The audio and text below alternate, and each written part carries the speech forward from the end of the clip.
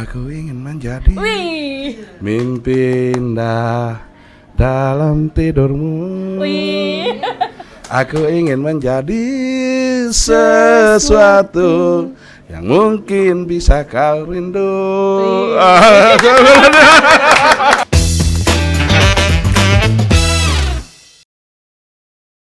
Assalamualaikum warahmatullahi wabarakatuh. Wah, apa kabar untuk di hari ini? Tentunya salam jumpa semuanya yang sedang menyaksikan Mau Baka-Baka Podcast Cerita Mi. Nah, hari ini kita kedatangan bintang tamu spesial. Kalau sebelumnya kita kedatangan contohnya seperti tokoh-tokoh masyarakat, selebgram. Ini adalah selebgram juga. Karena kenapa beliau, wah sudah puluhan ribu gitu ya pengikutnya beliau di beberapa akun media sosialnya. Siapa lagi kalau bukan yang punya energi positif untuk kita semua, punya energi yang luar biasa dengan semangatnya, yaitu Bapak Dr. Insinyur Haji Ruksamin, ST, MSI, IPU, ASEAN Engineering. Tepuk tangan dulu dong, luar biasa. Assalamualaikum Bapak. Waalaikumsalam warahmatullahi wabarakatuh. Waduh, Bapak, ini kan sebelumnya sudah ada waktu sih, waktu itu di beberapa minggu yang lalu, ya. Beliau juga TVRI Sultra begitu pengen Bapak menjadi narasumber atau bintang tamu kita di podcast kali ini. Tapi karena kemarin memang wah suaranya beliau habis. Iya, tapi alhamdulillah sekarang sudah berkesempatan. Gimana Bapak jalan-jalan ke TVRI Sultra? Siap. Alhamdulillah luar biasa bisa berbagi pengalaman. Hari ini diberi kesempatan hadir di Mau Baka-Baka Podcast. Yes. Wah luar biasa, terima kasih. Oke. Baik, kita juga terima kasih tentunya kepada Bapak Bupati Kabupaten Konawe Utara. Nah, Bapak Ruksamin lahir tanggal 14 Maret tahun 1973. Tapi kayak berasa tahun 1990-an gitu Pak. Soalnya semangatnya luar biasa. Bapak lahir di mana sih sebenarnya Pak? Asli mana? Kampung kecil saat itu namanya desanya masih Tinobu. Oh, Tinobu. Ya, ibu kota Kecamatan Lasolo saat sekarang ini, yang sekarang sudah masuk desa Lalowaru namanya seperti itu. Oke. Jadi di Kecamatan Lasolo Kabupaten Konawe Utara. Oh, ternyata putra daerah asli Kabupaten Konawe Utara. Ya. Ini sudah berapa periode sih Pak? Udah 2 ya? Kalau untuk bupatinya 2. 2. Tapi kan ada wakil. Wih, iya benar. Nah, kita mau tahu dulu nih Bapak. Sebelum kita menuju ke perjalanan karirnya Bapak Ruksamin, kita mau tahu dulu nih, Bapak Ruksamin ini waktu zaman kecil seperti apa sih sebenarnya Pak? Ya, apa ya? Zaman kecil itu kita kan di kampung. Masa kecil itu saya habiskan di beberapa tempat. Ya maklum setelah kami dilahirkan, Bapak masih semacam mengabdi gitu. Iya. Ya kemudian pas kelahiran saya, Bapak saya diangkat menjadi seorang guru.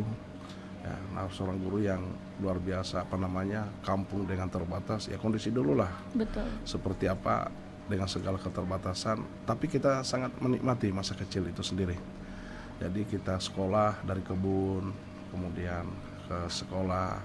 Dulu jangan kan bilang mau naik sepeda, nah Pak. Pakai sepatu aja enggak. Iya bener Pak, kadang jalan kakinya tuh masih kosong gitu, nggak ada alas kaki gitu loh. Jadi ke sekolah itu sering mampir panjat buahan orang misalnya kadang-kala. Dicuri Pak? Iya kadang-kala kita ambil. Ya Allah Bapak, ternyata Bapak nakal juga ya. Kebun itu yang kita lewati sepanjang jalan kan kebun paman, om, apa semua. Oh masih keluarga. Iya. Tapi namanya biar juga milik Bapak, kalau nggak minta kan curi namanya. Bener, kan Pak. Tapi itulah suasana-suasana yang luar biasa masa kecil seperti itu. Jadi kita dibesarkan itu lebih banyak di kebun. Oh, di kebun. Jadi pulang dari sekolah itu langsung di kebun, nggak ada istirahat, bilang mau waktu bermain. Itu sampai saya dengan sampai adik-adik semua itu sudah disiapkan parang, sabit apa semua. Langsung harus bekerja. Oh harus bekerja gitu ya Pak. Tapi alhamdulillah, aduh jabatannya Bapak. Terus ini juga Pak, apa namanya, titelnya Bapak tuh panjang banget gitu. Wow. Apa ya, sebenarnya bagi saya bukanlah itu titel yang kita mau cari. Tapi satu hal yang saya ingat pada saat kami memaras dengan bapak saya di kebun jambu. Saya ingat benar posisi di mana saya berada, saya berdiri, kemudian saya menghadap di mana. Bapak saya mengatakan, "Nak, saya tidak, di nama kamu itu saya tidak pasang PAM. Iya. Seperti layaknya keluarga-keluarga yang lain ada PAM-nya di belakang, Betul. nama orang tua, nama kakek atau nama siapalah, Iya. marga seperti itu." Saya tanya kenapa? Bilang supaya kamu sekolah. Soalnya kalau kamu sekolah, kau akan dapatkan titel. Dan dari titelmu yang ada apa semua itulah yang menggantikan saya sebagai pepam itu sendiri. Dan dari ilmu yang kau dapatkan, itulah yang akan menyelamatkanmu dunia dan akhirat. Itu saya ingat betul posisinya sore-sore Iya. di saat kami habis mengasah parang, habis memaras, untuk lanjut memaras lagi setelah istirahat sejenak seperti itu. Wow, luar biasa. Jadi- Inilah yang kemudian Mhm. alhamdulillah di S1 saya pada saat itu kemudian sudah anggota DPRD, saya S2. Oke. Dari kemudian saat wakil bupati saya ambil S3 saya. Masih ingat gak sih Pak di umur berapa waktu itu Pak? Masih. Jadi saat itu umur kita kan baru 12 tahun. Iya. 12 tahun Oke. pada saat itu pas mau tamat di SD. Mhm. Disitulah kemudian beliau pesan saya. Iya, iya, iya. Dan beliau sekarang masih ada kah atau sudah? Mohon maaf Ayah Pak. saya 17 hari setelah saya dilantik menjadi anggota DPRD Kabupaten Konawe saat itu, itu yang kemudian beliau meninggalkan kami dan saya harus berdiri sebagai orang tua dari adik-adik dan keluarga besar kami seperti itu. Oke, Bapak berapa bersaudara sih Pak? Yang ada sekarang 6. Oh, udah. Ya. Bapak anak keberapa? Yang posisinya sekarang pertama, jadi kita Iya. 9 semua, Oke. masih masa kecil, kemudian meninggal kakak saya dan adik saya, jadi saya di tengah. Mhm. Jadi ya jadi Oke. sekarang itunya menjadi ke yang pertama, Iya. yang tertua seperti itu. Oke, baik. Nah, apakah Bapak di keluarga ini menjadi penopangnya keluarga atau seperti atau tulang punggung gitu keluarga, Pak? Ya, iya, jadi sepeninggal saya punya orang tua, saya yang tua. Jadi saya yang harus bukan hanya di keluarga adik-adik saya. Iya.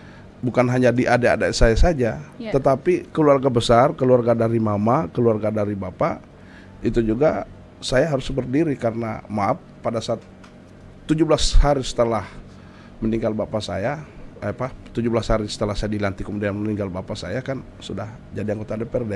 Oke. Nah di kalangan keluarga ini sesuatu yang dianggap luar biasa lah karena ya kita dari keluarga kecil nggak punya apa-apa semua kemudian bisa terpilih menjadi anggota DPRD kan sangat luar biasa lah seperti itu. Jadi kemudian saya harus mengambil memang tanggung jawab itu karena tidak bisa tidak saya sampaikan sama istri bahwa waktu saya, pemikiran saya, tanggung jawab saya tidak bisa tidak karena adik-adik saya semua pada sekolah masih pada apa semua harus saya berdiri seperti itu.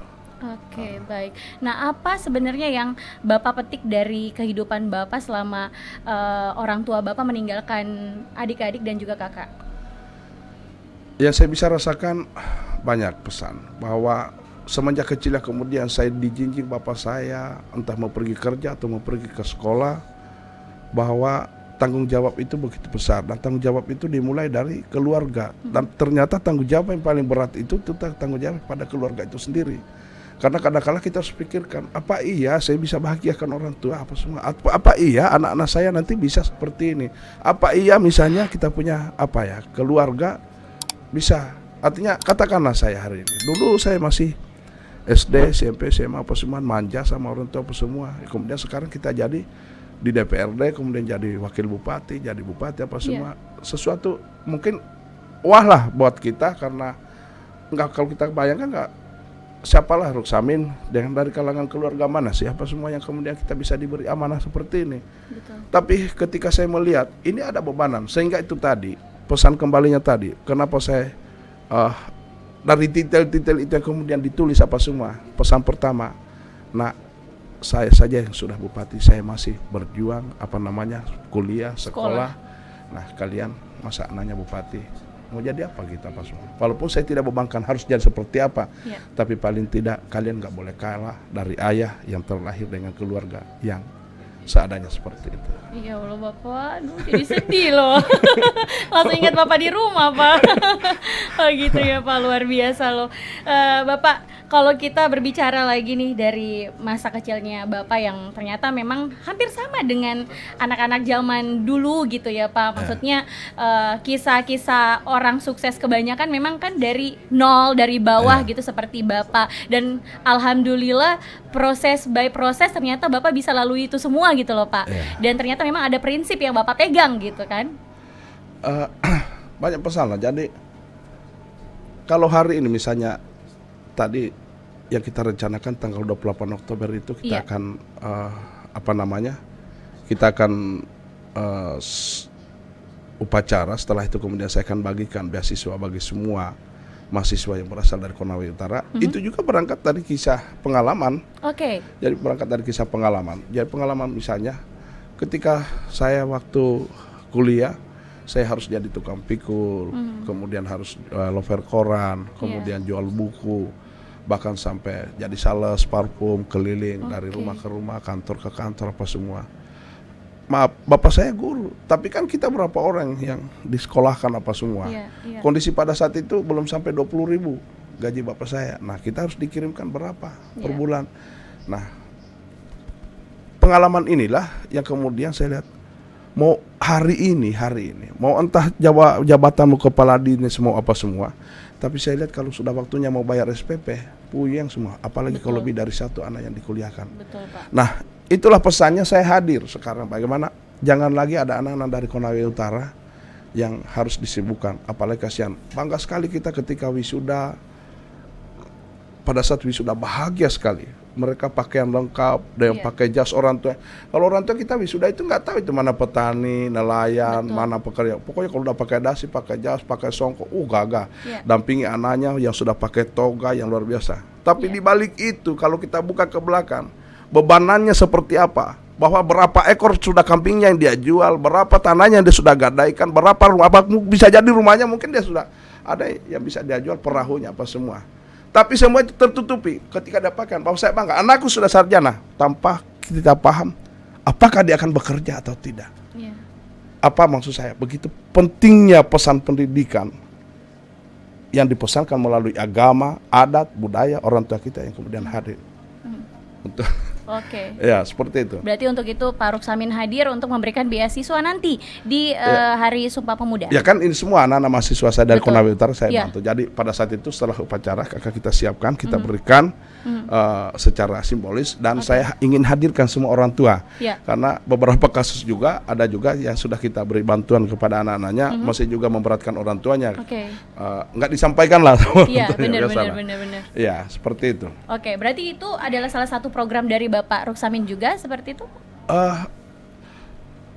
Tugas kita, negara ini yang kemudian diciptakan, dilahirkan, kemudian lahirlah Undang-Undang Dasar 1945. Di alinea keempat dikatakan negara hadir untuk mencerdaskan kehidupan bangsa, melindungi segenap tumpah darah Indonesia, ya kan?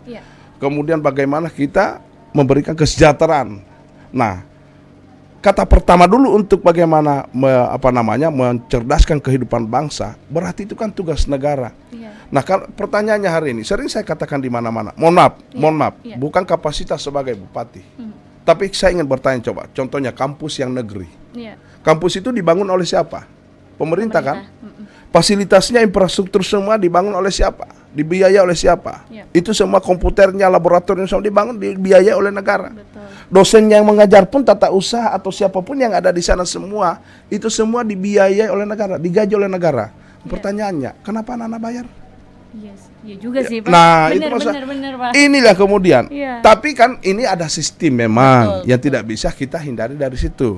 Negara sudah hadir seperti itu, bisa jadi masih ada keterbatasan kita apa semua. Walaupun sudah melalui pesan APBN di Undang-Undang Pendidikan itu sendiri bahwa harus 20% anggaran pendidikan. Di Pemda juga seperti itu. Karena mungkin masih ada keterbatasan itu yang kemudian harus dikenakan biaya. Nah, kita pemerintah daerah, kita kan dikasih kesempatan. Kalau 20% minimal anggaran APBD harus untuk pendidikan. Nah, berikanlah seperti itu. Apalagi kita rasakan sendiri, dan itu tidak sedikit yang merasakan, terharu. Iya, Luar Pak. biasa, artinya di tengah-tengah keterbatasan kita, di tengah-tengah kemampuan kita, apalagi sekarang di era yang distribusi 5.0, apalagi Iya. kemudian yang segala kebutuhan apa semua Iya, semua iya. orang bisa melihat apa semua. Oh, berat sekali. Jadi alhamdulillah. Betul, Pak. Ah. Karena memang kalau kita lihat sekarang masih banyak anak-anak yang belum mengenyam pendidikan loh, Pak. Itu kalau kita lihat Iya. angka putus sekolah itu masih ada. Apa Betul. penyebabnya? Iya, Bisa jadi karena persoalan ekonomi tadi. betul. Nah, Pasti, itu Pak. mohon maaf saya ingin katakan, jika kita seorang kepala daerah, ada warga kita yang tidak makan, ada anak-anak kita yang putus sekolah, mohon maaf, dosamu itu sampai akhirat kau akan tanggung. Karena apa? Itu tanggung jawab Anda diberikan, Anda difasilitasi oleh negara untuk mengurus rakyat, untuk mengurus mereka, kemudian kita tidak lakukan itu. Bisa jadi entahlah mau terlupakan atau mungkin kita Iya, tidak tahu. iya. Mohon maaf, kita harus banyak-banyak istighfar. Nah, itu dia. Betul, Maaf. betul, Pak. Menjadi perpanjangan tangan begitu Iya. ya, Bapak, dari Tuhan gitu kan. Iya, kita ditugaskan oleh Allah, ditugaskan oleh, ya karena Allah dia katakan, aku tunjuk kau sebagai khalifah, sebagai pemimpin. Iya. Negara pun dia pas kasih fasilitas. Iya, kita urus seperti itu. Luar biasa loh kontribusinya Bapak sebagai putra daerah. Nah, Bapak, kalau tadi kita berbicara tentang beberapa yang memang seharusnya menjadi tugas dari kepala daerah. Ya. Nah, saya kembali dengan perjalanan karir ataupun sekolah Bapak. Nah, katanya tadi di awal bahwa Bapak adalah dari keluarga yang sederhana dan alhamdulillah menghasilkan anak yang luar biasa yang memberikan manfaat untuk orang banyak seperti itu, seperti Bapak gitu ya. Nah, Bapak, cerita yang tidak akan terlupakan pada saat Bapak sekolah sampai susah-susahnya, aduh susahnya kita mau beli ini beli itu begitu, Pak. Apa tuh kira-kira, Pak? Yang saya tidak bisa lupakan ketika kita berada di seberang sungai mau sekolah, Iya. nggak bisa menyeberang, ya terpaksa harus kita tinggal di seberang selama sampai dengan surut airnya. Nah, yang Wow. menjadi pertanyaan, kalau Iya. sayur ada tumbuh, Betul, Pak. kelapa ada, Mhm. tapi beras sudah nggak ada. Iya, iya. Betul juga sih, Pak. Ya Kita Allah. jadi mohon maaf, Iya. berapa hari kita nggak minum teh, berapa hari Ya Allah. itu terakhir untung ada sagu apa semua, tapi yang jelasnya 3-4 hari makan nasi, kita cukup dengan sayur, ikan sudah nggak ada. Ya kita ada di seberang, yang mau tolong juga kita nggak ada, banjir besar seperti pada saat itu. Sampai segitunya Memang ya, udah Pak. nasib ya seperti itu. Iya. Sampai segitunya ya, Pak. Dan itu tidak akan terlupakan ya. Satu, yang kedua Oke. pernah satu hari saya pulang dari sekolah di SD Tinobu, kemudian ada anoa lewat. Mhm. Karena ketakutan saya memanjatlah satu pohon. Ternyata anoa itu tahu kalau saya ada di situ. Dia sempat tungguin. Saya lapar itu sampai jam 3 sore. Untung aja ada orang lewat, kemudian sempat Nolong gitu, Pak. nggak buru Oh, anoanya. buru anoanya supaya- Mereka nggak tahu kalau saya lagi di Oh, atas. alah. Jadi mereka buru anoanya lari apa semua. Iya. Saya juga sekonyong-konyong udah turun lah baru lari. Nggak pakai sendal. Ya Allah, Bapak luar biasa loh ya. Aduh, diburu anoa.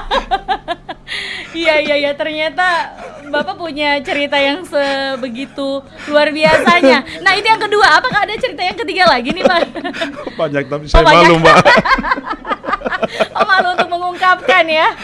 Tapi sebenarnya Bapak hadir di sini untuk membuka itu sih, Pak. Iya. Oke, baik.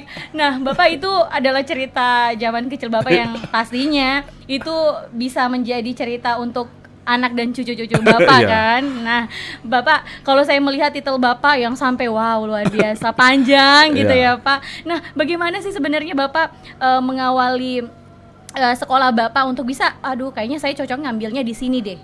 Terus sampai menjadi kepala daerah saat ini untuk membangun Konawe Utara. Ya. Jadi SD SMP ceritakan di Tinobu. Iya. Nah, bapak saya kan orang Wawotobi di Konawe. Oh, Konawe, oke. Nah, tamat SMP, bapak saya ini kan harus memperkenalkan sama keluarga saya dari bapak saya. Betul. Dikirimlah ke Konawe, Ya. sekolah di SMA. Tes di SMA Wawotobi itu nggak lolos, dulu pakai NEM. Bapak. Iya. Ya Allah, Pak. Jadi NEM itu dipersyaratkan minimal 25 dari Iya. internal. Tapi dari luar sekolah, dari kecamatan Wawotobi Konawe pada saat itu minimal 27. Oke. Nah, NEM saya 25. Mhm. Ayo udahlah nggak lolos. Iya. Datanglah ke paman, bapak saya apa semua sampaikan ke paman. ini anak kemenakan kita nggak lolos. Akhirnya kemudian saya udahlah diloloskan lewat jendela. Iya, legend Masih ya. kita, ya kelas 1-5. Iya. Pelajaran paling berat saya hadapi pada saat itu adalah kimia. Oke. Tapi kenapa saya justru masuk setelah kelas 2 penjurusan, saya dikasih masuk di jurusan A1.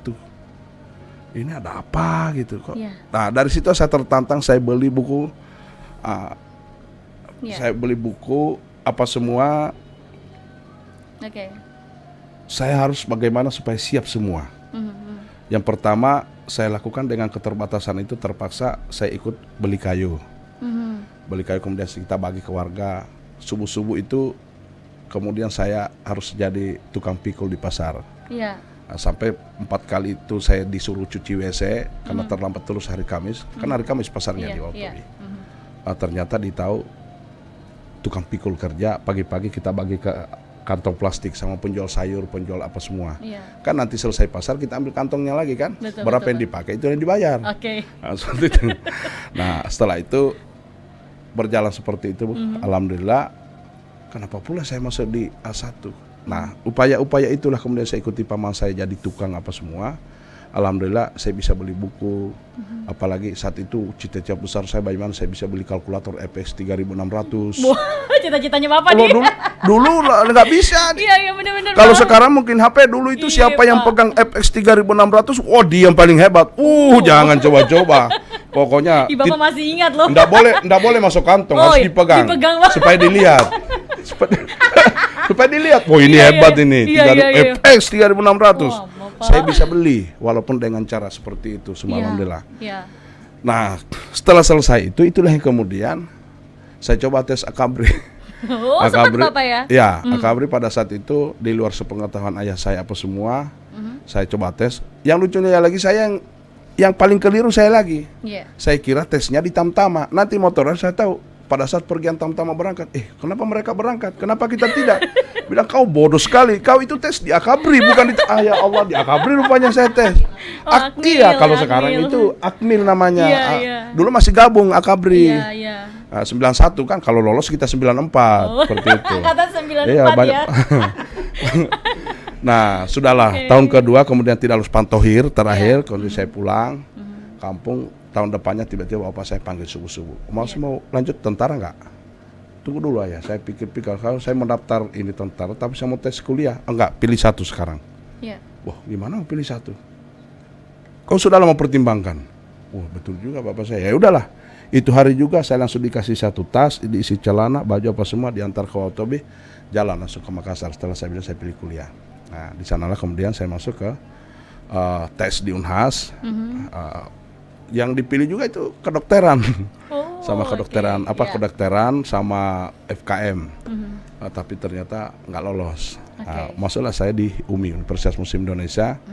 Kemudian saya pilih Fakultas Teknologi Industri dan ambil jurusan Teknik Kimia tadi. Kenapa ambil Teknik Kimia? Karena pesan tadi waktu SMA, saya tidak bisa kimia. Iya. Tapi ternyata alhamdulillah di situ jawabannya. Jadi intinya apa maksudnya? Saya ketika saya tidak tahu, saya tidak akan berhenti sampai di situ. Semakin saya tertantang, akan semakin saya lawan. Luar biasa Bapak. Ternyata Bapak menjawab tantangan itu ya, Pak. Sama seperti masalah. Iya, Masalah itu ketika datang apa semua di era kepemimpinan ini, jangan pernah lari. Tapi Anda harus bagaimana selesaikan. Karena masalah tidak akan pernah selesai jika kita tidak selesaikan. Tapi kalau pada saat kita lakukan hal itu terus kita salah gimana, Pak? Salah itu kan adalah salah satu hasil. Oke. Tapi kalau Anda tidak selesaikan, Anda belum ada hasil. Oke. Kan kalau kita bekerja, berhasil atau tidak, salah atau benar. Iya. Bagaimana Anda mau tahu Anda benar atau salah kalau tidak Anda selesaikan? Selesaikan dulu, kerjakan dulu. Nanti hasilnya akan mengatakan bahwa kita untung atau rugi, kita salah atau benar, kita baik atau tidak, kan seperti itu. Oke, berarti prosesnya aja dulu, hasilnya belakangan. Makanya kita manusia itu diperintahkan cukup untuk ikhtiar aja, Oke. bekerja saja. Persoalan hasilnya Anda mau jadi apa, itu urusannya Allah. Oke. Ya kan seperti Masya itu. Allah. Baik, Bapak, emang cita-citanya zaman dulu itu apa sih sebenarnya? Saya cita-citanya pinginnya jadi perawat atau dokter gitu. Oh gitu ya, Pak? Iya. Dokter apa, Bapak? Ya namanya kalau dokter itu kan dulu wah, Iya. bahwa kalau kita lihat itu dokter pertama bisa menolong orang, Iya, betul. yang bisa menyembuhkan orang. Betul. Artinya bisa mampu orang yang lagi sakit, orang yang lagi apalah atau apa semua kita bisa. Tolong, Kemudian hasilnya dari itu luar biasa, nggak ada dokter yang miskin. ya. Pakaiannya ganteng, apa semua bagus, apa semua kalau udah pakaian kan, wah lah. Nah itu yang saya terinspirasi. Artinya paling tidak saya ingin tampil yang wah, tetapi hasil yang mantap. Walaupun itu dengan cara apapun akan dilakukan untuk menolong masyarakat. Oke. Seperti itu. Betul, Bapak. Tapi nyatanya larinya ke politik malah. Iya. Nah, kalau kita berbicara tentang politik nih Bapak Rusamin, kok bisa sampai Bapak mau ngambil kayak, oke, kayaknya saya ada bakat di sini deh, kayaknya saya bisa berkontribusi di sini deh. Waktu kapan tuh Bapak datang pemikiran itu, dan juga apa yang memotivasi Bapak sehingga Bapak mau terjun ke politik? Saya waktu kuliah memang di aktivis. Oke, FISIP gitu ya Pak? Iya, saya teknik kimia, tapi saya sudah aktif di HMI. Oh, HMI, di masa di organisasi itu, yang kemudian saya belajar di luar kampus, saya juga di internal kampus juga belajar apa semua. Jadi bisa jadi bibit-bibit itu sudah lahir, bibit kepemimpinan mulai dari sana apa semua. Jadi kalau ingat dulu yang masa di Makassar itu ada dikenang sekarang dengan April Makassar Berdarah, yang diperingati itu yang kemudian 3 orang mahasiswa meninggal, itu masanya Ruksamin DPO nomor 2 saat itu. My God, Bapak. Aduh, Bapak menakutkan. Dan Bapak bukan di sini. Di mana? Tapi alhamdulillah. Viral deh kita. Alhamdulillah, yang di Sungai Pampang itu kemudian saya bisa angkat mayatnya pada saat kemudian kita bawa apa semua. Itu kan ada kepuasan tersendiri bahwa apa yang kita perjuangkan saat itu kan hanya persoalan hanya Rp400 sewa dari 300 PT-PT di Makassar. Yang boleh kita mampu turunkan tarif itu tersebut, kemudian ada juga yang korban apa semua mampu kita itu apa semua, jadi sudahlah itu yang namanya menjadi cerita. Nah, sekembalinya saya dari kampung sana, dari Makassar kemudian kembali ke Kendari ke Unaha, kemudian mulailah mengikut teman-teman apa semua, melihat saya buka usaha dulu, berbisnis apa semua, coba melakukan seperti berwira swasta, jadi kontraktor, jadi penjual apa semua. Setelah itu berjalan saya lihat banyak berteman dengan politisi. Ya, disuruhlah sama teman saya satu orang pada saat itu, Pak Jonais, tolong kalau ke Kendari mampir di kantor Partai Bulan Bintang, ambilkan saya anggaran dasar anggaran rumah tangga. Nah, ambillah itu, pulang sampai baca buku anggaran dasar rumah tangga.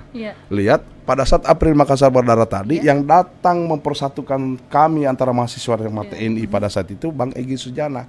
Itu yang kemudian saya langsung telepon, Bang Egy, kok ada nama sini? Ini lagi abang yang itu pendiri Partai Bulan Bintang. Iya. Nah, bicara saya apa semua, hubungilah sama Bang Kaban, keluarlah rekomendasi, masuklah kita ke partai politik seperti itu. Jadi 98. Tahun 98. Oke, Bapak sudah berpolitik ya, tahun itu jadi kemudian 99 pemilihan belum sempat terpilih. Nah, kemudian 2004 calon, alhamdulillah baru terpilih menjadi anggota DPRD. Anggota DPRD di Konawe, Kabupaten Konawe. Nah, setelah itu 2007 Mekar Konawe Utara. Mekar Konawe Utara pindah ke sana. PBB 3, Golkar 7, dan partai kan ada 20 kursi. Pemilihan. Saya terpilih jadi ketua DPR. Ketua DPRD di Konawe Utara pertama pada saat itu. Itu satu periode kah Pak atau gimana? Mengakhirkan dari 2004 sampai 2009. 2009. Nah, 2009 pemilihan lagi. Saya tetap terpilih jadi anggota DPR, tapi jadi wakil ketua DPR. Wakil ketua DPR. Jadi luar biasa. Sampai dengan 2010. Nah, 2010 diajaklah Pak Aswad, ayo kita maju. 8 yang calon maju di Konawe Utara pada saat itu untuk pilkada pertama kali. Nah, terpilihlah kita 2010, dilantik 2011 menjadi wakil bupati. Nah, 2015 pilkada lagi, sudah maju calon bupati, berlawanan tadi dengan bupatinya. Alhamdulillah saya bisa menang jadi bupati. Itu aja bupati 2016. Sampai sekarang udah 2 periode ini. Mantap. Luar biasa perjalanannya ya Bapak ya. Ternyata memang dari nol sekali begitu ya Pak, sampai saat ini. Nah, Bapak, kalau Bapak melihat perjalanan karir Bapak yang begitu panjang, yang menjadi support sistem Bapak deh, siapa Pak? Diri sendiri. Diri sendiri. Kenapa Bapak? Karena dalam berpolitik saya sistem politik, saya tidak pernah mengenal siapa lawan saya. Yang saya tahu lawan saya adalah diri saya sendiri. Ya. Karena kalau saya kalah, saya manage diri saya sendiri. Dalam memanage diri sendiri, maka saya pasti akan kalah. Oke. Jadi diri sendiri ya Bapak ya? Ya, artinya diri sendiri terhadap, jadi misalnya pilkada itu sendiri atau pemilihan, saya tidak pernah pakai master cam itu pakai orang. Itu pasti saya sendiri. Ya. Yang memetakan, yang memanage, yang pergerakannya seperti apa. Nah, itu pasti ya dari diri sendiri. Saya nggak mau pakai orang karena apa? Saya yang lebih tahu di lapangan dan saya lebih tahu diri saya sendiri. Ketika apakah saya mau menang atau tidak. Tapi di belakangnya dari itu tidak ada lain, doa seorang ibu yang luar biasa. Oke. Ada nggak momen-momen spesial dari seorang ibu dari Bapak Ruksamin? Banyak. Yang sampai saat ini Bapak masih sering ingat dan juga berkesan gitu Bapak?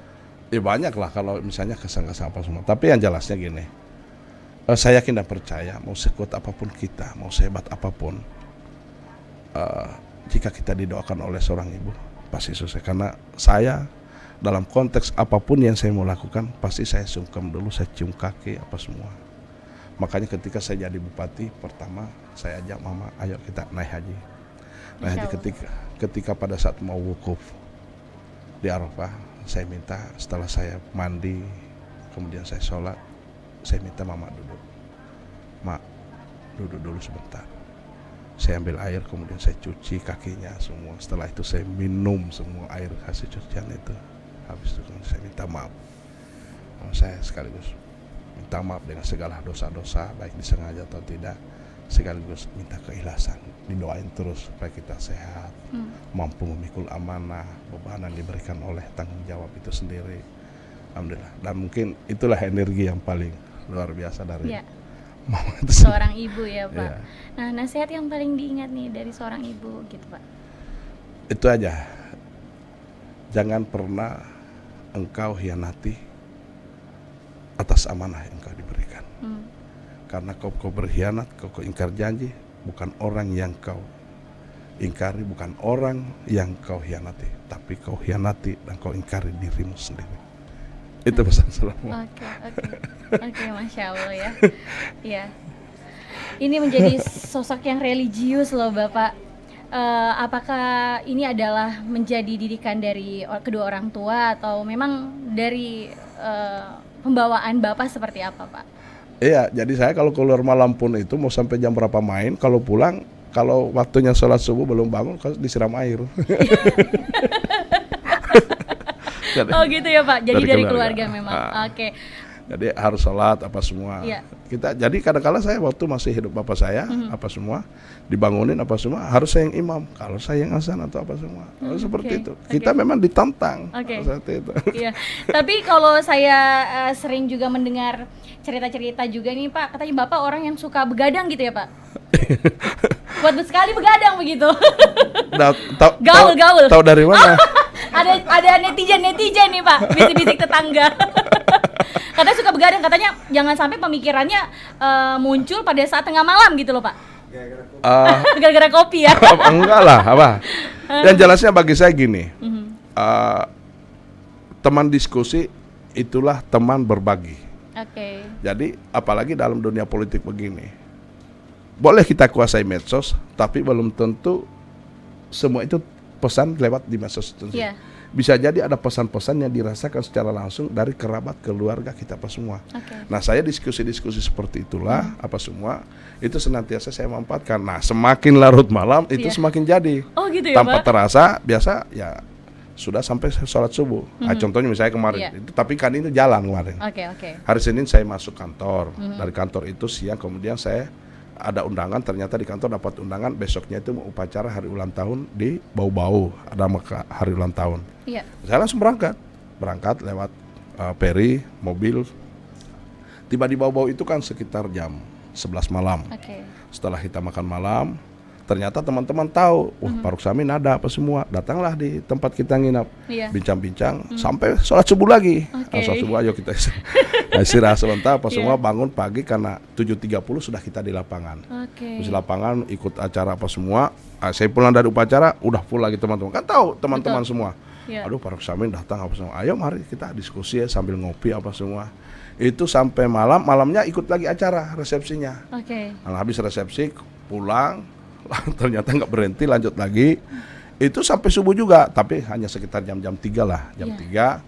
Kemudian masuk istirahat, jam setengah 6, jam setengah 6 sudah saya ke bandara. Kemudian ke Makassar rapat di Makassar. Habis itu sorenya langsung ke Jakarta mengikuti beberapa kegiatan. Hari Sabtu balik ke Kendari, jam 3 subuh. Itu belum tidur, jam 3 subuh. Langsung paginya bawa materi di depan Asosiasi Pengawas seluruh Indonesia di Provinsi Tenggara, di salah satu hotel di Kendari. Setelah itu jam 12 siang saya menuju Kolaka Utara, pesta pernikahan Pak Rusda. Setelah kasih turun undangan, langsung mereka tahu teman-teman kita rapat lagi. Jam 12 saya tinggalkan Kolaka Utara, jam 5 subuh tiba di Konawe Utara. Istirahat sebentar, langsung penutupan sepak bola IKAS Manwa yang di Konawe kemarin, ramai luar biasa. Setelah itu selesai, ini kan tahu semua alumni kan, kita alumni IKAS Manwa. Udah bareng lagi kita semua sampai diskusi pagi lagi, sampai pagi lagi. Gitu subuh ya, habis sholat subuh baru ke Konut. Wih, dopingan vitaminnya apa Pak? Tips dan triknya apa nih Pak? Iya, full energi luar biasa loh Bapak. Satu aja. Apa nih Pak? Ikhlas. Masya Allah, tabarakallah. Itu memang jawaban yang paling the best Pak. Ilmu ikhlas ya, luar biasa. Kita sudah dapatkan dari Bapak Ruksamin.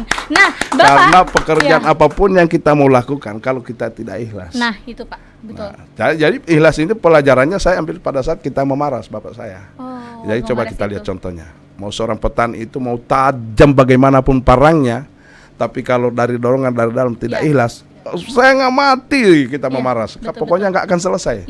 Tapi kalau kita ikhlas, kita semangat, kita apa semua hadapi, mau tumpul bagaimanapun parang, tuntas pekerjaan insyaallah. Luar biasa Bapak, ilmu ikhlas, Masya Allah, terima kasih ilmunya Pak.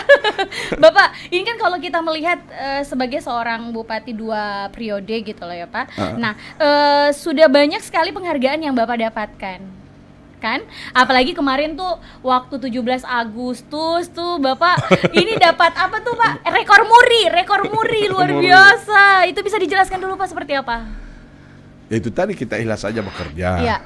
Apa yang kita dapatkan itu kan di luar dari apa yang kita pikirkan. Artinya kalau kita pikirkan kita bekerja bahwa akan mendapatkan sesuatu yang kita misalnya penghargaan, ya udah penghargaan bisa kita dapatkan. Bahkan tanpa bekerja pun kita bayar bisa kita dapat. Ya kan? Tapi yang kita inginkan ini kan bukan hanya pada selesainya output yang kita rencanakan, tapi sampai pada outcome. Outcome itu apa yang kita rencanakan. Contohnya misalnya dari sini kemudian saya harus buat jembatan, ada sungai. Pekerjaan itu bisa selesai dengan satu jembatan itu. Oke, tuntas. Tapi itu baru outputnya, bahwa selesai jembatan bisa dimanfaatkan orang. Apa outcome-nya? Apakah orang yang ada di seberang jembatan sana sudah bisa sejahtera dengan adanya jembatan tadi atau tidak? Nah itu yang harus kita pikirkan sampai sana. Jadi seperti apa yang kita kerjasamakan kayak tadi ini sama Ibu BPN apa semua di Konawe Utara. Karena saya paham betul begitu banyaknya keterbatasan masyarakat kita apa semua, begitu besarnya tantangan apa semua. Kadang-kala ada perusahaan apa semua, mereka ada hak-hak di situ. Tapi kalau nggak punya sertifikat mau apa? Mereka mau mengurus selalu terbatas apa semua. Negara memerintahkan kita hadir untuk mewakili mereka, untuk mengurus mereka. Kita biayai semua, alhamdulillah seperti itu. Jadi istilahnya semua pekerjaan bagi saya intinya kita lakukan setulus hati, kita ikhlas pada fokus pada satu tujuan. Insya Allah kalau itu kita lakukan, jangankan bilang output dan outcome-nya, sampai dengan penghargaan tadi pun pasti kita akan dikasih. Luar biasa. Ini saja masalah kemiskinan ekstrim, masalah inflasi. Kemudian saya bentuk namanya KIS. KIS apa namanya? URC KIS, Unit Reaksi Cepat Penanggulangan Kemiskinan Ekstrim. Itu saya gabung satu kali karena setelah saya lihat parameternya, kemiskinan ekstrim ini hanya data yang berbeda. Inflasi itu juga, stunting hampir itu juga, penanganannya jangan tangani sama. Saya buat satu. Jadi KIS itu kemiskinan ekstrim, I-nya inflasi, kemudian S-nya? S-nya itu stunting, itu secara selaras. Saya lakukan apa semua? Saya siapkan anggaran, kemudian saya duduk. Kita bagi siapa yang melakukan apa. Bagilah semua, termasuk teman-teman semua stakeholder, termasuk Forkopimda apa semua. Setelah kita sukses lakukan apa semua itu karena betul-betul kita lakukan. Kemarin pengumuman bahwa dari yang melakukan ini hanya ada 30 daerah yang mendapatkan penghargaan, yang dapat betul-betul maksimal apa semua. Iya. Salah satunya itu Konawe Utara, dapat 9,7 M lagi kita. Luar biasa. Luar biasa loh Bapak ini. Itu bukan kita, saya nggak pernah tahu bahwa itu akan dinilai. Betul, betul. Saya nggak pernah tahu bahwa itu akan mendapatkan hadiah. Yang saya tahu, yang saya pahami bahwa masyarakat saya jangan lagi ada yang masuk kemiskinan, jangan lagi ada yang stunting. Itu aja. Itu aja, kan malu kita sebagai pemerintah, pimpinan yang kemudian bahwa kita sudah bekerja kemudian ternyata masih apa semua. Kan terukur ini, terukur semua seperti itu. Oke, baik, Masya Allah. Luar biasa loh Bapak Ruksamin ini. Tidak salah-salah kita jadikan narasumber bintang tamu di sini. Sangat menginspirasi khususnya anak-anak muda. Nah, Bapak kalau kita berbicara tentang sosial media dan Bapak kan pasti menyentuh juga untuk anak muda. Seperti apa sih Bapak untuk kedepannya untuk anak-anak muda kita seperti itu? Ya kan saya masih muda. Iya Bapak. Siap salah. Ya, generasi milenial, generasi Z kita. Tidak bisa kita pungkiri dan tidak bisa kita terhindar. Suka tidak suka, mau tidak mau, sekarang kita sudah berada pada era disrupsi, era 5.0. Betul. Jadi yang apabila ada masyarakat kita, yang apabila kita di antara masyarakat apa semua kemudian kita tidak memanfaatkan sebaik-baiknya, bisa saja pertama kita akan korban akibat teknologi tadi. Karena kita tidak paham, kita tidak tahu. Yang kedua, ini kita bisa manfaatkan karena ini teknologi untuk melakukan sosialisasi. Apa susahnya, kasihan kalau hanya kita berbagi, yang penting kebaikan kita bagi lewat di situ. Betul, Pak. Iya kan? Apalagi kemudian kita memberi pelajaran, apalagi yang banyaknya hoax apa semua. Makanya saya di Konawe Utara, semua guruku mau pegawai negeri mau pegawai swasta, saya bagikan laptop. Gratis itu, Pak? Gratis toh. Luar biasa. Karena apa? Itu tadi. Orang bilang, sekarang kita masuk revolusi industri 5.0. Bagaimana caranya kamu paham? Laptop saya kok tidak tahu. Betul, Pak. Jadi kalau kita mau ingin seperti apa yang terjadi di luar negeri atau di Jakarta atau di mana apa semua sama ini, ya sudah paling tidak pengenalannya dulu. Setelah itu, setelah ada laptopnya kan pasti kita berpikir, masih ada jaringannya. Berarti infrastruktur IT-nya itu yang harus kita hadirkan lagi. Alhamdulillah kemarin kita bangun lagi 63. BTS, tower apa semua. Luar biasa. Difasilitasi dong, Pak ya. Difasilitasi. Kan ini anak-anak supaya mereka, masa bupatinya dulu waktu kuliah masih tukang pikul, masa mereka mau seperti itu lagi? Iya. Jangan, bayangkan itu, bangganya saya pakai FX 3600. Ingat kan tadi saya coba. Ya sudahlah, kita siapkan semua mereka hari ini. Itu pesan kemarin. Kalau dulu Bapak kalkulator, sekarang mereka laptop. Ya kan zamannya. Iya Bapak. Zamannya HP aja mana, jangan telepon gini aja kita belum tahu. Nama telepon aja kita belum dengar. Ya Allah, untung pada saat itu kita sudah masuk zaman kalkulator FX. Alhamdulillah, Bapak sangat peka dengan yang seperti itu ya Pak. Nah, jadi kalau misalnya kemudian saya aktif dengan itu, pertama kan tidak salah. Iya. Jadi kita sebagai pemerintah daerah juga kita bagaimana mensosialisasikan. Apa kemudian kan itu kan ada pesan-pesan, pesan-pesan apa semua. Orang mau percaya atau mau tidak, sudah itu kan urusanmu. Saya juga tidak tahu kalau kau nonton saya atau tidak. Tapi yang jelasnya saya sudah berbagi kebaikan, saya sudah berbagi apa yang saya lakukan.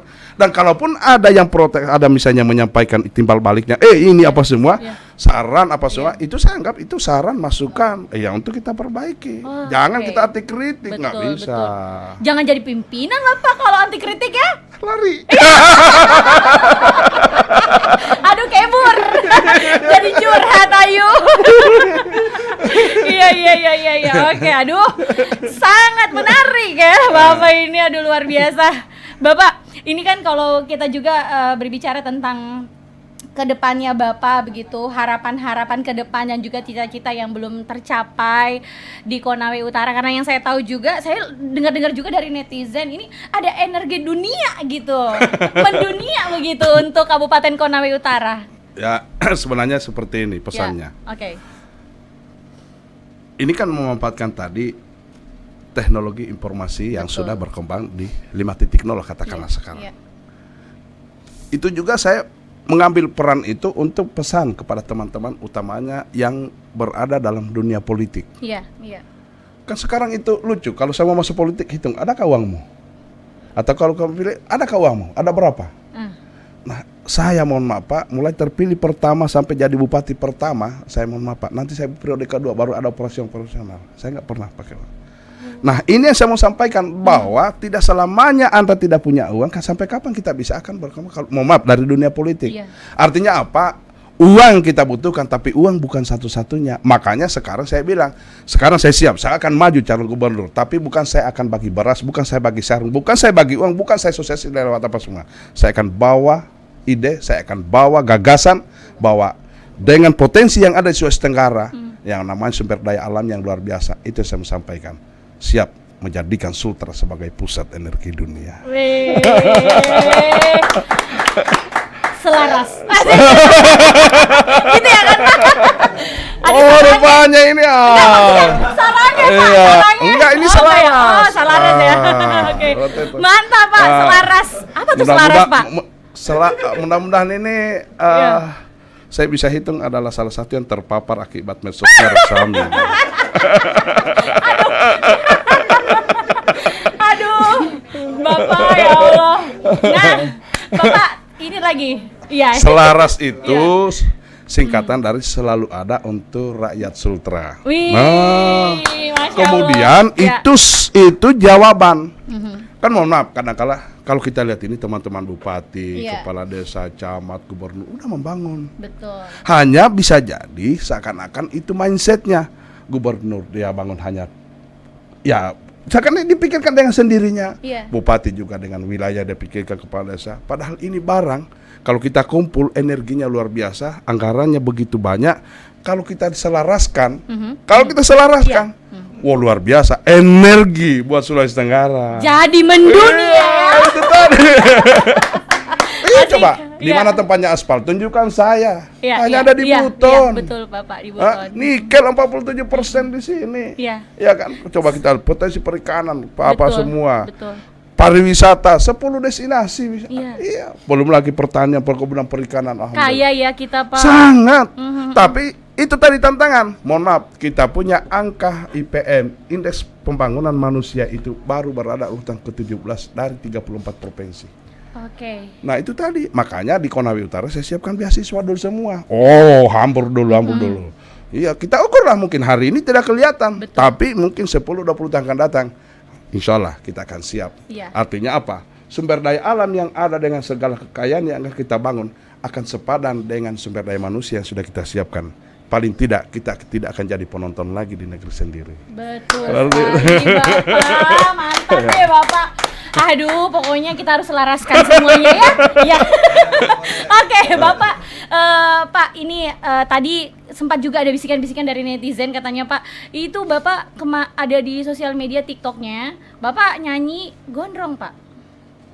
Coba dulu. Bukan. Bapak Enggak, Kenapa itu bisa, Pak? di DPRD loh. Oh, hah DPRD Udah gondrong DPRD Pak? itu. Iya. Ya Allah Pak, iya. Kenapa gondrong? Kan saya bilang, saya tidak akan potong rambut saya kalau tidak mekar Konawe Utara. Masya Allah. Dan itu benar. Itulah upaya perjuangan saya. Iya, Jadi benar-benar. saya itu semakin ditantang semakin jadi. Widih. Jadi mau sampai panjang rambut kalau tidak mekar Konawe Utara nggak dipotong. Makanya setelah dilantik PJ Bupati di tengah lapangan dipanggillah saya. Dicukur Setelah, Pak. langsung dipotong di situ. Wah. Nah, Ulang lagunya Pak, nyanyi lagu apa Pak waktu itu? banyak lagunya. Jadi kita buat satu album. Iya. Kita buat Oh. satu album. Itu ciptaan sendiri. Satu album pada saat itu. Iya. Kemudian kita ambil shootingan lah di apa semua jalan. Iya. Kita kan bentuk grup itu namanya Pandawa 5. Oi, Sama- Pandawali. Artinya Pandawa 5 itu sama-sama dengan saya Tamburaka, kami Iya, 5 benar, orang benar, apa benar. semua. Iya. Dan kalau kita sering ngejob pergi. Jadi kalau ada pesta diundang kita nyanyi dibayar 500.000. berarti Bapak salah satu personil Iya, Pandawali. tapi mereka nggak tahu kalau saya anggota DPR. Oh, begitu. Janganlah. Jangan. Berarti suara Bapak bagus dong. Hah? Suara Apanya? Bapak bagus dong pada saat nyanyi. Bisa nggak sih tes sedikit aja Pak? Di Apanya? TVRI Sultra nyanyi Pak. Yang lagu apa? Lagu kesukaan Bapak. Oh, yang di TikTok ya, kemarin? boleh lagu di TikTok. Oke. Oh amaina embeto Lala ino airingku mana satu otono hanunggu.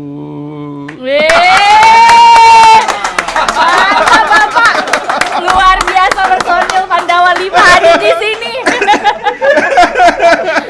Waduh, kayaknya bisa nih Bapak nanti diajak karaokean. Nah, ini Ya. maksud saya seperti gini. Ya, ya. Jadi pemimpin itu jangan kaku lah. Nah bener Bapak, itu dia. Jangan kaku, Itu jangan dia. juga kemudian kita batasi diri apa semua. Ya, bener-bener Bapak. Aduh, luar biasa loh Bapak. Ya.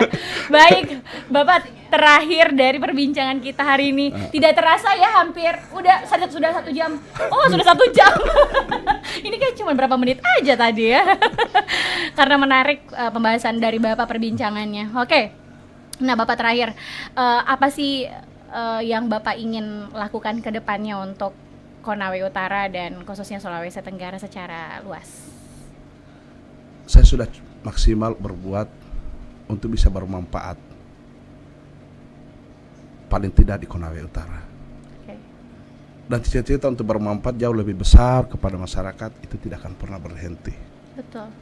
Jika Sulawesi Tenggara menginginkan memberikan ruang untuk saya bisa bermanfaat kepada mereka, bukan hanya pada persoalan mungkin kontestasi pada gubernur atau apa, tapi bermanfaat itu banyak kontesnya yang bisa kita lakukan. Okay. Saya tidak akan pernah berhenti sampai ajal nanti bahwa bermanfaat itu kepada sesama jauh lebih besar seperti itu. Oke. Makanya saya jadi pimpinan sekarang apa semua, mohon maaf, bukan juga bahwa saya paksakan harus bisa menyanyi, saya bisa berolahraga atau bisa apa saja, tidak. Ya namanya kita orang kampung kan memang sudah seperti itu. Betul. Ya kita juga bisa ngaji, Okay. bisa dalam bentuk agama, bisa apa. Pesannya apa? Bahwa masyarakat tidak akan pernah tahu, kita tidak tahu apa-apa. Oke. Mereka mau pasti tahu bahwa seorang bupati, seorang pimpinan pasti dia tahu agama, dia tahu segalanya apa semua. Paling tidak itulah upaya saya untuk belajar. Paling tidak bahwa saya bisa memberikan solusi walaupun belum tepat apa yang mereka harapkan. Bahwa menjadi pimpinan paling tidak kita berada di tengah-tengah semua. Di tengah-tengah orang yang agamis, di tengah-tengah orang yang seniman, di tengah-tengah orang olahragawan. Kalau kita berada di tengah-tengahnya di antara mereka, pasti kita akan perhatikan dari semua apa yang mereka miliki. Dan olehnya itu pasti kita akan menjadi milik dari semua golongan masyarakat yang ada. Luar biasa Bapak. Bapak sedikit bocoran lagi, aduh kayak nggak mau ini ya, nggak mau diakhiri. Bapak katanya, Bapak juga sedikit ada Palestina, kan kemarin Bapak ada ya tentang Palestina Ya. dan juga Israel seperti apa. Katanya Bapak ada bantuan juga ya Bapak. Ya jadi waktu Turki gempa, Ya. saya ini kan saya kan ketua koordinator presidium KAHMI Sulawesi Tenggara. Betul. Kemudian yang kedua saya juga ketua KSBN, Iya. Komite Seni Budaya Nusantara. Iya. Jadi pada saat gempa Turki aja saya langsung menghimpun dana dan alhamdulillah terhimpun pada saat itu melalui KAHMI, kemudian kita kirim. Oke. Jadi untuk Palestina ini kemarin Iya. kita sholat Jumat di Masjid Al-Alam. Di situ bahkan saya buat syutingan video apa semua. Mari kita mendoakan saudara-saudara kita, karena itulah hal yang luar biasa yang kita bisa kirimkan ke sana. Karena kita ke Palestina juga belum tentu akan menyelesaikan masalah, bisa jadi menambah masalah. Tapi akan lebih bagus kalau kita berdoa, dan kalau ada rezeki apa semua, itu akan jauh lebih meringankan beban kita, saudara-saudara kita, mereka yang ada berjuang di Palestina sana seperti itu. Terima kasih Bapak, luar biasa. Tentunya atas kepedulian Bapak dengan sesama gitu ya Pak. Dan kita sangat proud juga ke Bapak, bangganya luar biasa. Dan Saya terima kasih bisa membersama Ibu di sini. iya deh. Iya. Mau baka-baka podcast. Masuk ke mau baka-baka ini nggak Orang pilihan. Iyalah. Salah satunya Bapak dong. Makanya makasih. Enggak, saya mau tanya ulang ini. Iya. Boleh sekali Pak. Kapan saya undang lagi? Ya. Oke, baik. Ditunggu kerjasamanya, dan insya Allah bisa kita bertemu lagi dengan makasih. jabatan yang baru. Amin. Iya, Hati-hati. Hati-hati Bapak. Hah? Apa? Hati-hatinya. Pas tadi dia lewat malaikat, Dicatat. diijabah tadi apa yang diucapkan. Amin. Amin. Iya. Kita tutup dengan lagu populer atau lagu yang lagi hits yang disukai sama Bapak Ruksamin. Anak milenial Bapak. Apa itu? Ayo Bapak. Kalian anak muda pasti tahu dong lagu-lagunya. Lagu milenial apa? Apa ya? Lagu apa ya? Bapak suka lagu? Gini, apa? Ayo Bapak aja yang milih. Untuk supaya kan jangan hanya anak muda. Benar. Jangan hanya mencakup musisi. semuanya. Tapi untuk menjaga Sulawesi Tenggara. Betul. Boleh kan? Bismillah. Aku ingin menjadi Wih. mimpi indah dalam tidurmu. Wih. Aku ingin menjadi sesuatu yang mungkin bisa kau rindu. Aduh Bapak ditunggu ya undangan karaokeannya, tunggu albumnya juga. Dapatkan albumnya di toko terdekat. Oke, ya udah kalau begitu terima kasih sekali lagi. Makasih. Bapak Ruksamin. Sehat sukses selalu Amin. semua. Mau baka-bakanya semua, TVRI-nya, kita Amin. doakan pimpinannya, krunya semua sehat selalu, tambah banyak rezekinya. Amin ya Rabbil Alamin. Masya Allah. Sekali lagi kami haturkan ucapan terima kasih kepada Bapak Bupati Kabupaten Konawe Utara, Bapak Ruksamin. Saya nggak sebut semuanya Pak, titelnya lantaran terlalu panjang. Luar biasa intinya. Terima kasih atas kedatangannya dan juga Tidak terima perlu kasih. sebut semua titelnya. Betul, yang paling penting Pak Adalah ingat saya selalu di mana-mana. Bapak, bagus nih di cut, di tiktok, bikin jeda, bikin JJ. Oke, sekali lagi terima kasih Bapak atas waktunya, sehat selalu, sukses untuk Bapak ke depannya untuk membawa Konawe Utara dan juga Sulawesi Tenggara secara luas. Amin. Dan terima kasih juga buat teman-teman yang sedang ataupun yang sudah menyaksikan untuk Mau Baka-Baka Podcast hari ini. Dan jangan lupa untuk terus saksikan kita di TVRI Stasiun Sulawesi Tenggara, media pemersatu bangsa, dan di channel YouTube kami di TVRI Stasiun Sulawesi Tenggara. Saya Ayu Purnama dan juga Bapak. Terima kasih Ruksamin. Pamit undur diri, sampai jumpa. Bye. Assalamualaikum.